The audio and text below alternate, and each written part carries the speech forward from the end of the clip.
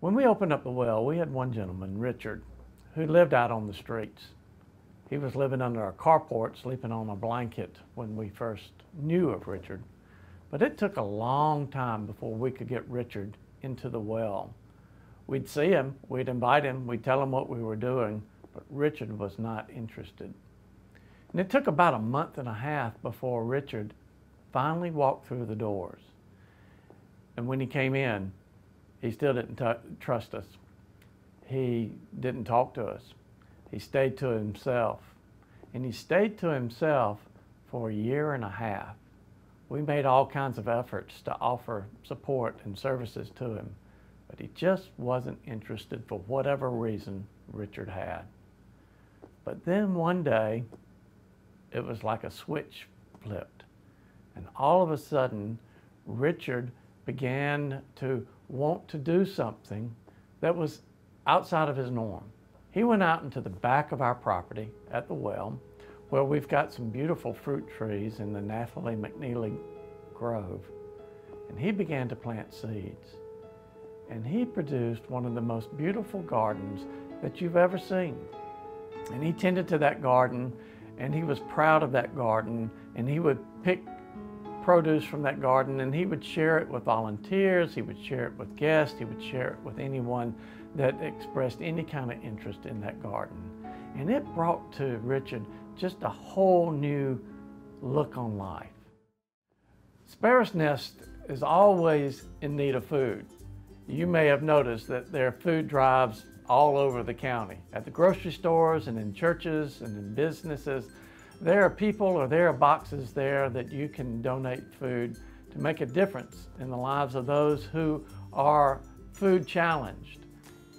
But so much of the food that we get is not the healthiest of food. There's a lot of canned goods, there's a lot of packaged goods, and so it's not always the best. And so some of those in our area who have these gardens have come up with a unique way to move the mountain for those who might be food challenged in terms of the amount of food and the quality of food that they are able to eat on a daily basis. I was born in the Midwest. I lived in the West for most of my life, mostly in Oregon, where I learned to garden from my mother. We had a good rainy climate there, so it was a perfect environment for us. I've been in the East since 1996 and on St. Simon since 2010. I retired 2 years ago and started gardening full-time. I have gardens in several places on the island right now. I have gardens at the community garden. I have a garden at home. I have another garden I started with a friend of mine up on the north end of the island. But at the community garden is where the bulk of my produce is grown. And we have a great opportunity out there with a lease from the county to be able to use some land, get access to free water, and have a fully sunny spot to be able to grow produce in. I've faced many mountains in my life. My mountain this time around is growing too much produce. As a gardener, we love to grow things, and we also hate to see what we grow go to waste. And so in an effort to eliminate food waste, we sought out Sparrow's Nest to be able to donate food to them so that the people who didn't have the advantage of access to fresh produce would be able to take advantage of it. We met Nancy Crable over in the Sparrow's Nest parking lot and went door to door offering free collard greens to the residents over there. And some were quite surprised. I think they were all very delighted to have been given this opportunity to have some fresh produce. So on a weekly basis, I would meet with a bunch of the gardeners out at the community garden, and we would harvest, and then I would deliver to Sparrow's Nest. Sometimes a couple of times a week, depending on what kind of, how abundant the harvest was that week.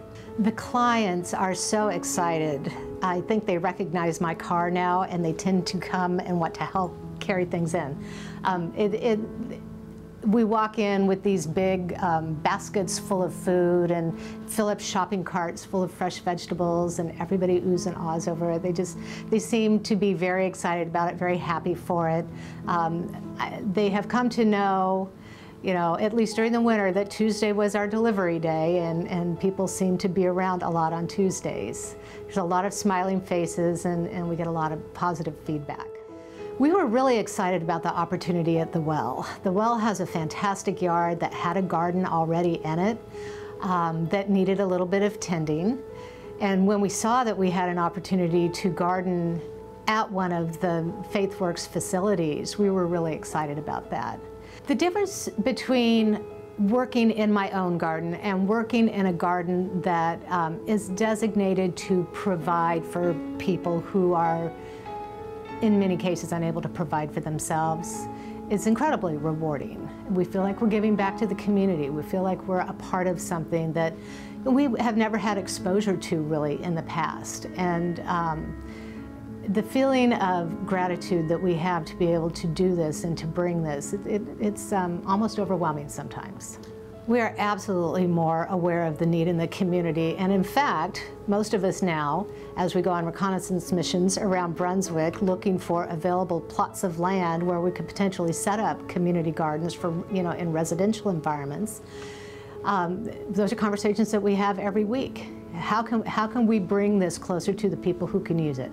How can we teach people not only how to grow things in the ground and take advantage of the resources that they have with relatively little cost, but what do they do with it once they grow it? That's the other challenge is, you know, people have lost their connection with cooking, with fast food and other things being so readily available. So I think that there's an educational process that can take place there as well to be able to bring this full circle.